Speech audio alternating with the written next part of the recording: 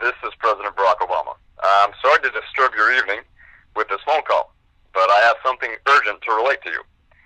During the last few weeks, you may have heard a malicious report that millions of gallons of crude oil has been spilling into the Gulf of Mexico, and that this beautiful cold-colored resource has been tarnishing beaches and harming the fishery supply and delivering irreversible damage to our natural resources in the Gulf.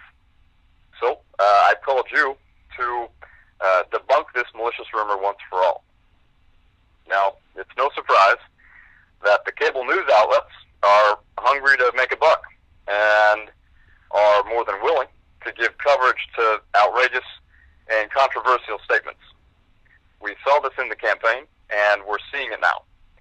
The chattering pundits have turned an inconsequential mishap into what they want you to believe is an apocalyptic catastrophe. Now, if you've been following this 24/7 news cycle, you would think that a leaky pipe in the Deepwater Horizon was the worst environmental disaster in the history of our country.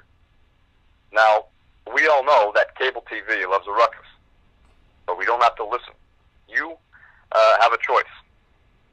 So I want to encourage all Americans to turn off the TV, and in some cases NPR, and head for your local university library. Extract yourself from the heat of the political present and avail yourself to the great works of history. There you'll find obscure treatises written by academics with hyphenated last names. You'll also find large and weighty law review bundles, and you'll also find lexicons that unlock languages that have unfortunately seen better days. But buried deep within these volumes, you'll find a treasure trove of insights. And whenever you have that small and subtle and satisfying epiphany, imagine me, President Obama, sitting next to you, nodding in agreement with that epiphany.